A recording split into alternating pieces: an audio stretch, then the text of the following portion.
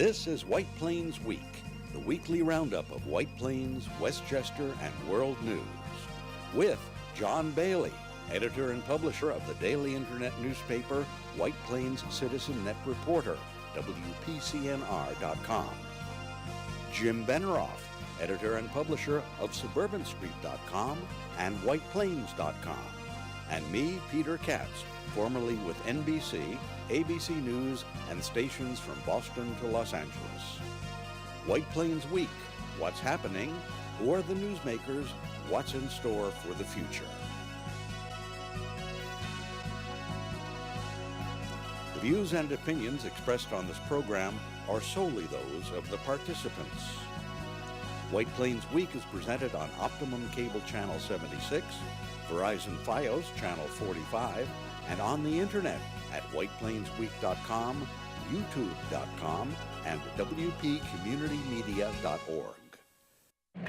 Now, White Plains Week.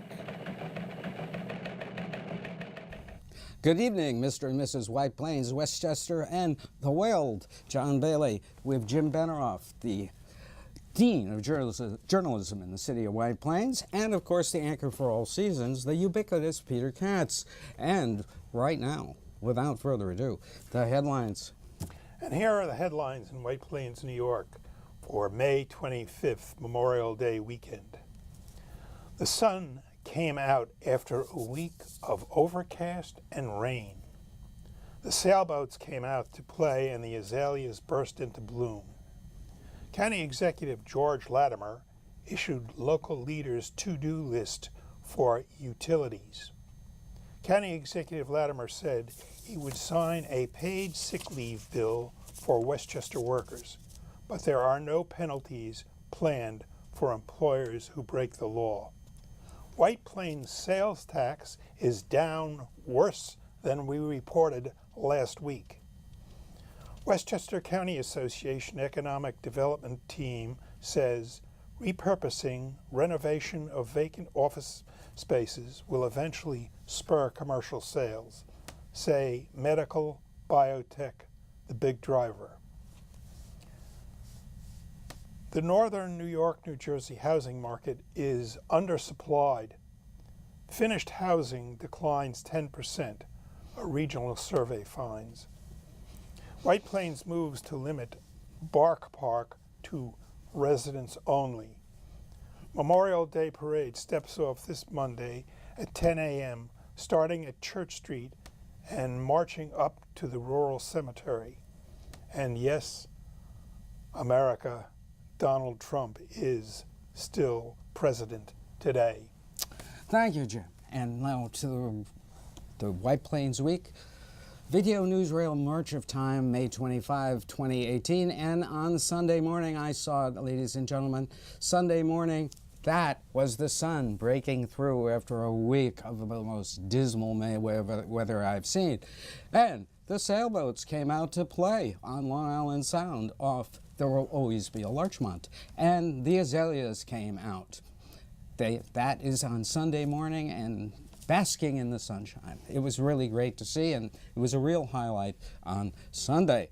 But the highlight of the week came on Monday when George Latimer and David Buchwald held a news conference at the Michaelian building talking about what they expect. And Peter Katz was there. John, you know that Latimer had brought together municipal leaders from all over the county to try to get a handle on what had happened during the storms when people lost electricity for such extended periods of time. And it took Con Edison and New York State Electric so long to get the power restored. And so they put together a government report, and this news conference that was held was to release the report to the public. They have now filed this with the state regulators. They've given Con Edison a look at it, and they're waiting for a response. And so Latimer explained some of what was in the report. Utility companies should have county, state, and federal officials participate in pre-storm conference calls We have conference calls that happen once the storm is hit, but if we know this is coming and we hear that there's a severe weather situation coming, then there should be a pre-storm conference call. Utility companies should revisit the practice of using robocalls to inform customers of their power status. We found that those calls were almost always inaccurate. They were general in nature. They did not accurately reflect what was happening on the ground. And that whole process, we understand that there's technology where you can mass communicate, and it may in fact be that that kind of mass communication is disinformation if it's not accurate information. Both the utility companies and the Public Service Commission should rigorously reevaluate the functioning and reliance of the mutual aid system for power outage restorations. Mutual aid for this type of a situation leans on not having a fully staffed individual response team, and that you'll be able to call on other power companies in some proximity. But when you have regional storms that affect all of these communities, the mutual aid function comes from a distance. It comes from, in our cases, Canada or the Midwest or the South. And that is very different from mutual aid. When you hear the phrase used in fire departments, it's a very different thing. New Rochelle and Mamaroneck and other communities are in immediate proximity. If there is a fire in one of those communities, mutual aid is coming from the next door community in a matter of minutes. This mutual aid comes 500 and 1,000 miles away.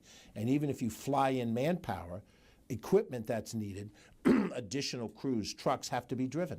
And it takes hours, 18 hours oftentimes, to make the 1,000-mile trip from point A to point B. I think that ConEd and NYSEG, if they're smart, will view this as constructive feedback that they can build upon. You cannot say that the elected officials of Westchester aren't providing them a roadmap for how to improve. They're going to have this opportunity, and maybe one or both of them will avail themselves of that opportunity.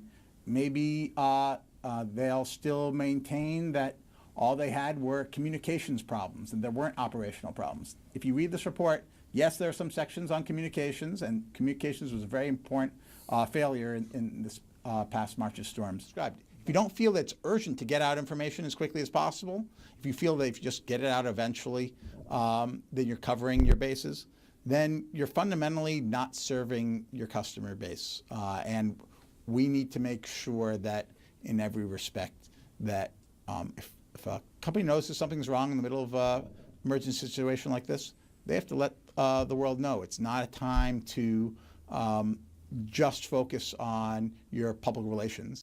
And John, one of the things that they tried to emphasize is that if you're going to let people know, let them know the truth. Let them know accurately what's going on. And if you don't know when the power is going to come back onto a particular area, say something so that people can plan, at least try to cope with it, because a lot of what happened was that people were given incorrect information. They were often told, your power is back, and would drive from a hotel where they were comfortable back to a house and discover, we don't have any power. Yeah, that's really aggravating as well.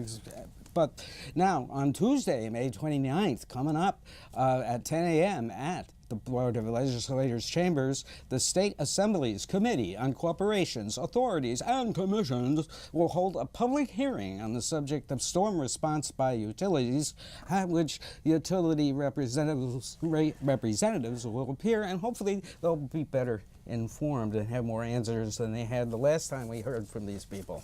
Now, on Monday, June 4th at 2 p.m., yet another hearing. The Board of Legislators will bring in reps of ConEd to a meeting of the Committee of the Whole to answer questions still left unanswered from their March appearance at the board. That should be interesting. The meetings go on, but will there be action? So, Jim, did you get your power back yet?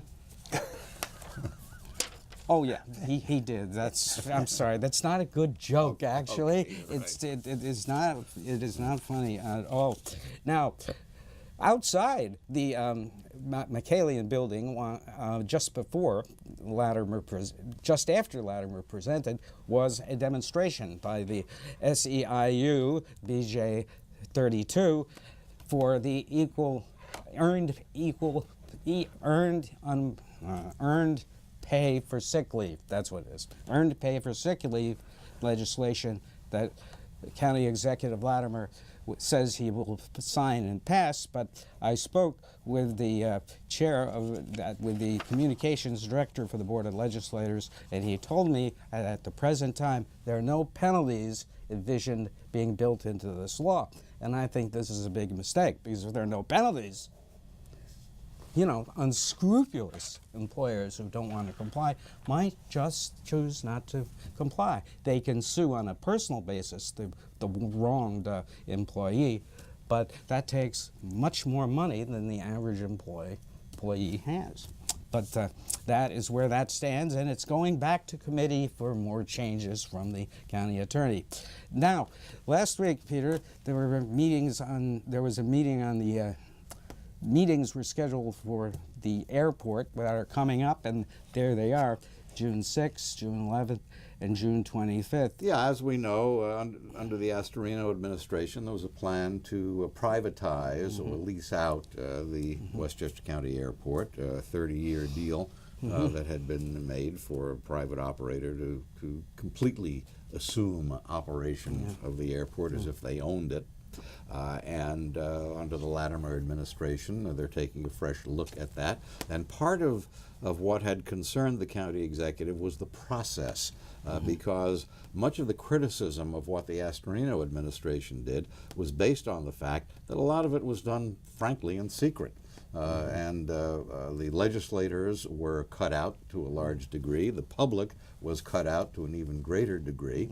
And this was presented as somewhat of a fait accompli when they came up with this deal. Which they did not go along with. So Latimer has decided that in taking a fresh look at this, he wants to involve the public, involve lawmakers, involve other officials from square one on this. And so they have initially scheduled 3 public meetings on this coming up. And he claims not to have any preconceived notions as to what should happen, other than the fact that the Westchester County Airport is a very, very important piece of public property, and the future of it should not be taken lightly. Well, I mean, you guys both use the airport.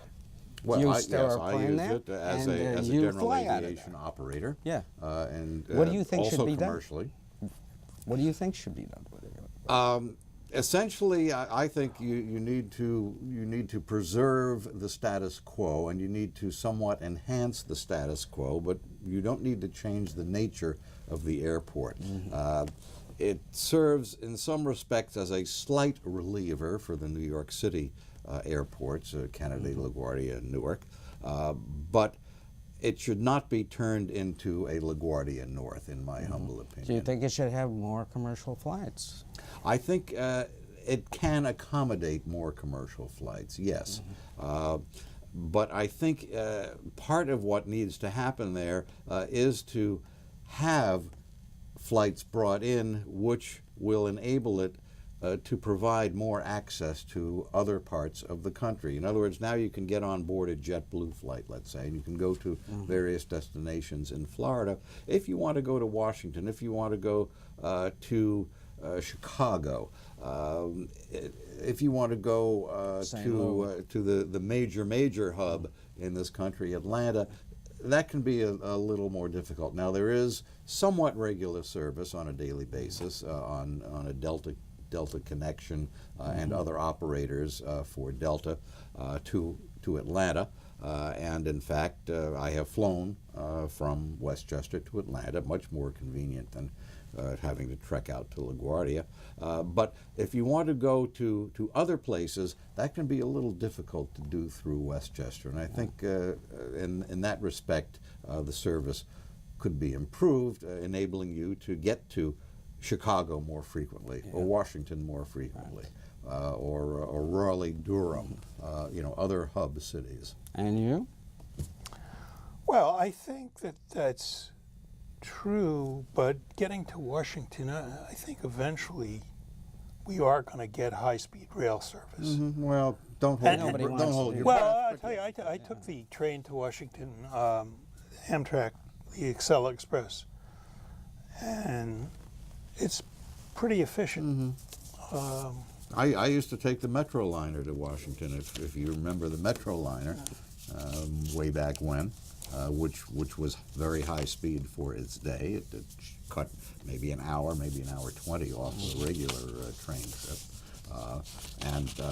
I happen to think you're correct there, but also there's a very convenient thing to look at if you can get to Washington fairly inexpensively from Westchester.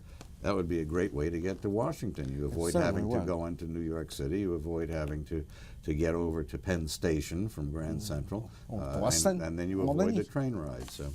Boston, Albany, Montreal. I mean, but in the city, we learned this week, after taking a closer look at the latest sales tax figures, that we're in bad shape than we thought. The sales tax dollars are down 11.5% in 4 years. Lower left, 51 million in 2013-14. And in 2016-17, 49.3 million.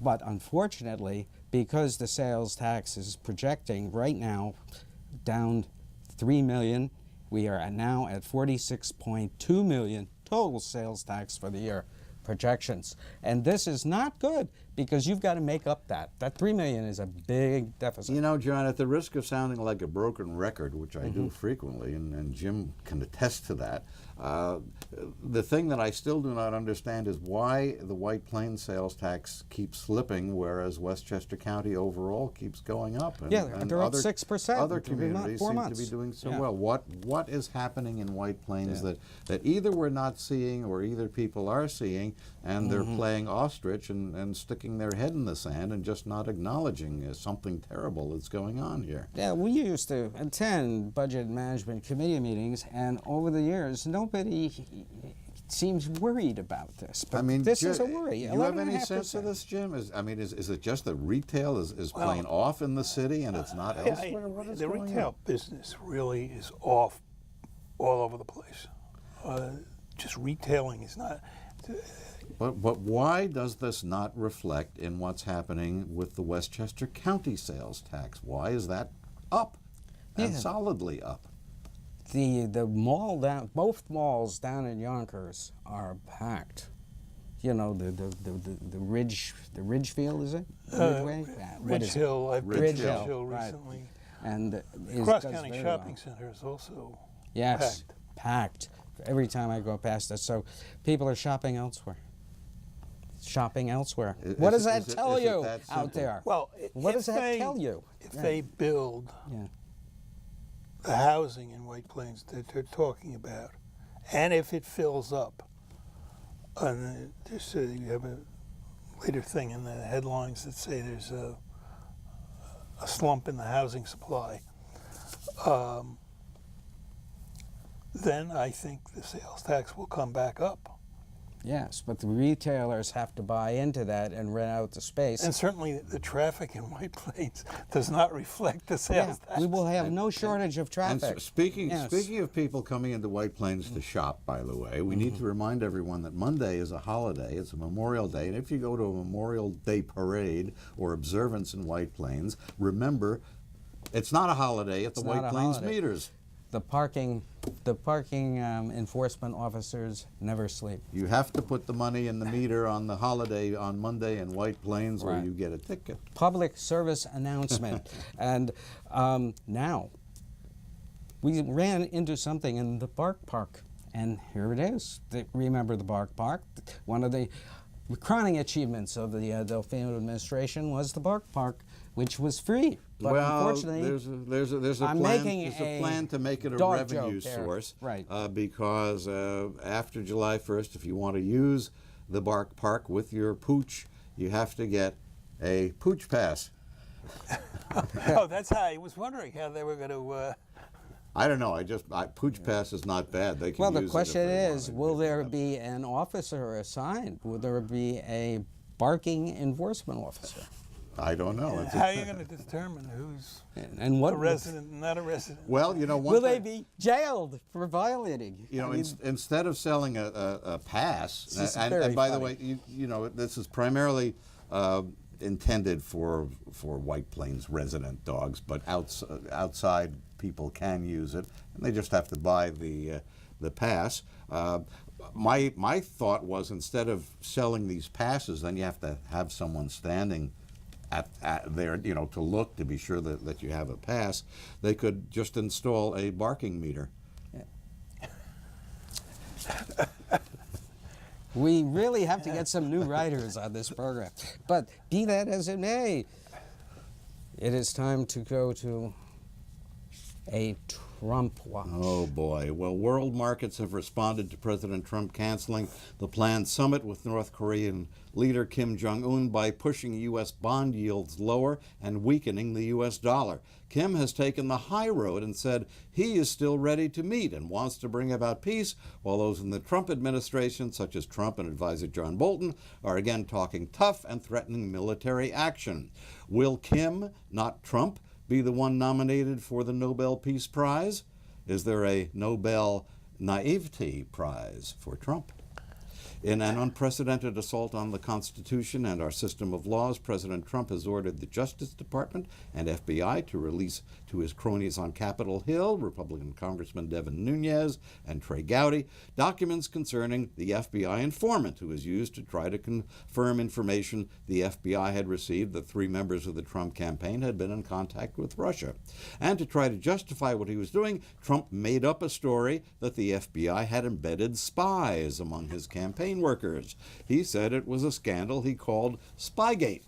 Actually, there's a scandal here, but it's a lie-gate, not a spy-gate. Pushback from all over the place forced the White House to change its plans and stage a bipartisan briefing open to Democrats as well as Republican cronies on the use of that FBI informant. Trump has taken yet another page from Adolf Hitler's playbook.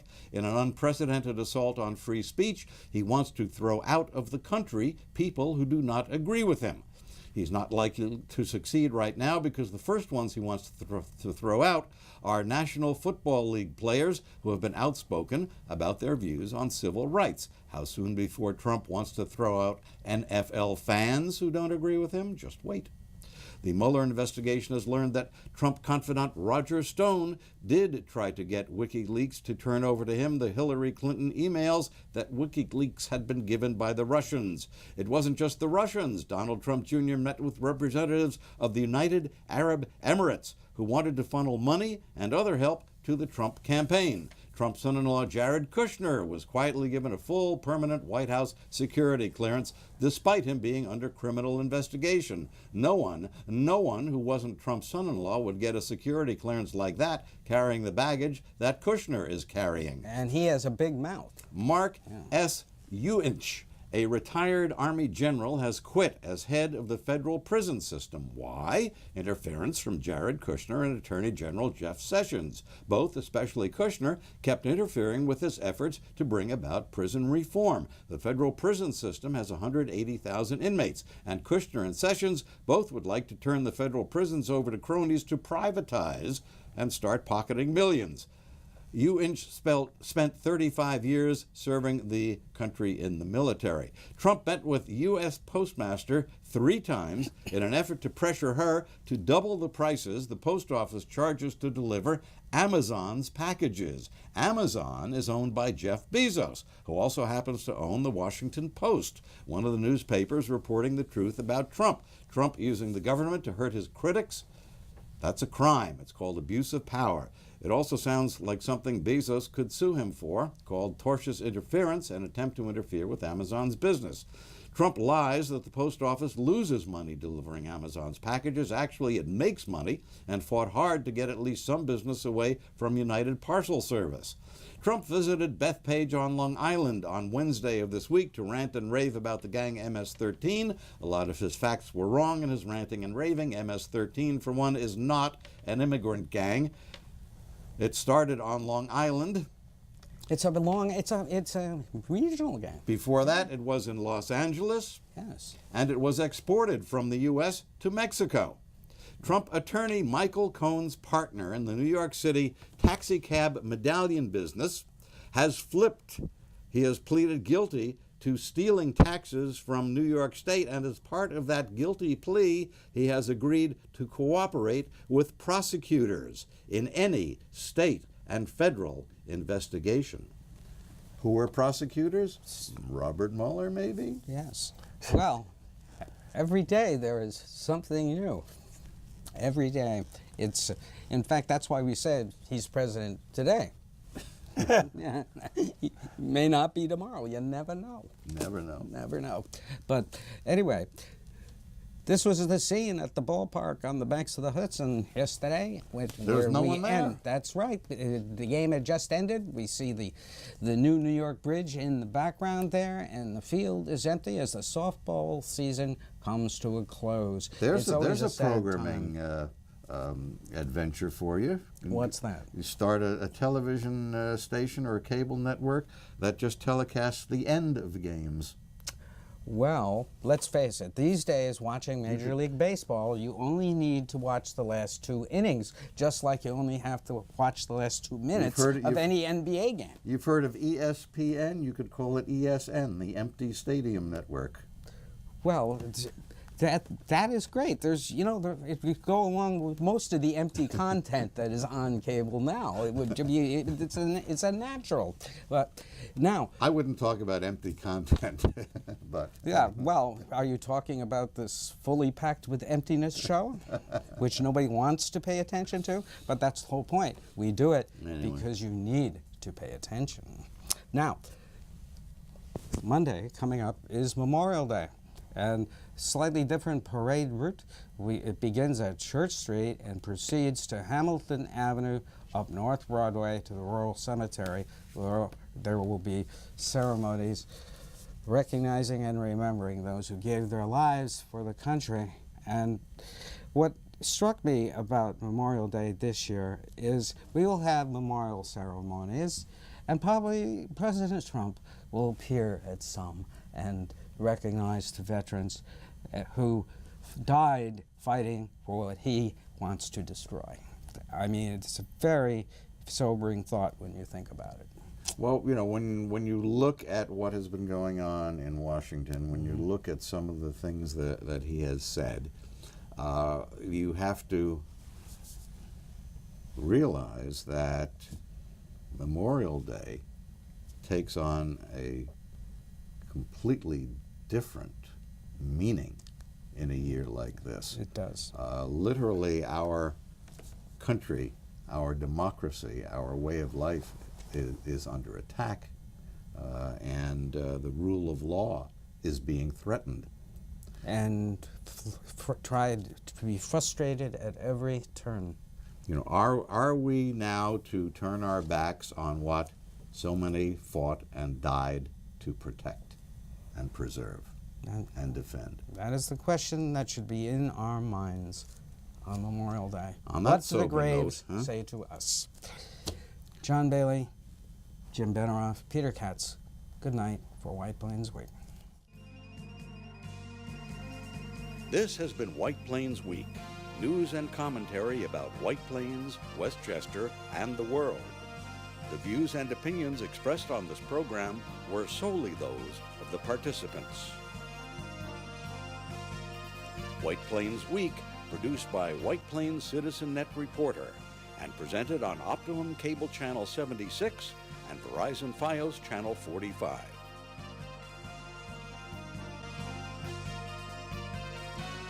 You may view White Plains Week anytime on the internet at whiteplainsweek.com, youtube.com, and wpcommunitymedia.org.